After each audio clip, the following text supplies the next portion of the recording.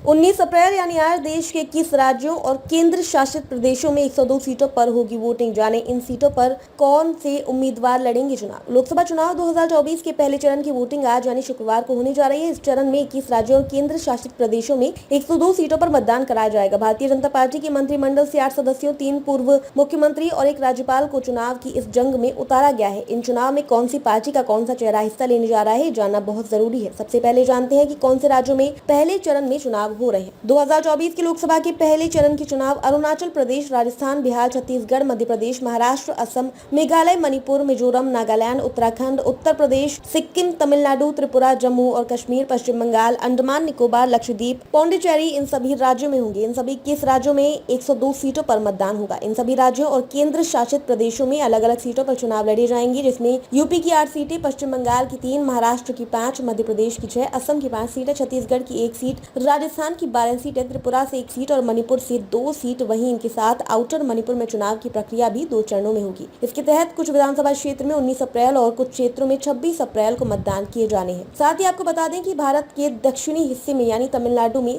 सभी 39 सीटों पर 19 अप्रैल को ही मतदान होंगे। तमिलनाडु की सीटें होंगी उत्तर चेन्नई, दक्षिण चेन्नई, मध्य चेन्नई, कांचीपुरम, अराकुनम, वेल्लोर, कृष्णगिरी, धर्मपुरी, तिरुवल्लुर, अरनी, इरोड, नागपट्टनम, शिवगंगा, मदुरई, कन्याकुमारी आदि इन सभी मुख्य सीटों पर आज चुनाव लड़े जा रहे हैं। एक तरह से देखा जाए तो आज लगभग संपूर्ण देश में चुनाव का माहौल है। देश के कुछ राज्यों को छोड़कर उत्तर से लेकर दक्षिण और पूर्व से लेकर पश्चिम तक देश की जनता अपने पसंदीदा प्रतिनिधि के चुनाव में व्यस्त है। अब यहाँ ये जानते हैं कि आज के इन चुनावों में किन किन नेताओं की किस्मत ईवीएम में कैद हो जाएगी। भारतीय जनता पार्टी के केंद्रीय मंत्री नितिन गडकरी, जो कि नागपुर सीट से चुनाव में उतर रहे हैं। 2019 के चुनावों की बात करें तो नितिन गडकरी की कांग्रेस के प्रत्याशी नाना पटोले को मात दी थी। केंद्रीय पृथ्वी विज्ञान और खाद्य प्रसंस्करण उद्योग के मंत्री किरण अरुणाचल प्रदेश की पश्चिम की सीट से चुनाव में उतर रहे हैं। इस बार उनका मुकाबला कांग्रेस के प्रदेश अध्यक्ष नवाब तुकी से है। सर्बानंद सोनोवाल असम के डिब्रूगढ़ से लोकसभा सीट के उम्मीदवार हैं। इस सीट के लिए भाजपा ने राज्य मंत्री रामेश्वर तेली का टिकट काटकर सोनोवाल को दिया है। ये सभी नेता भारतीय जनता पार्टी में केंद्रीय नेता हैं। अब देखना ये होगा कि क्या एक बार फिर जनता इन्हीं नेताओं को देश का भविष्य सौंपेगी या नहीं।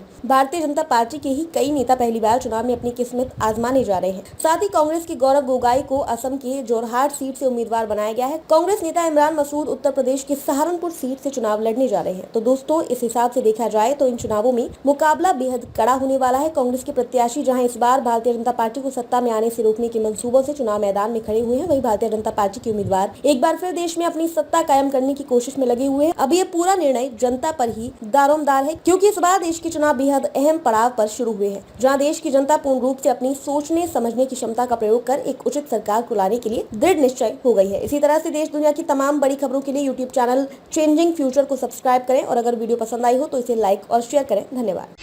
बड़ी से बड़ी खबर, क्राइम से लेकर राजनीति तक किस नेता ने 5 साल में क्या काम कराया।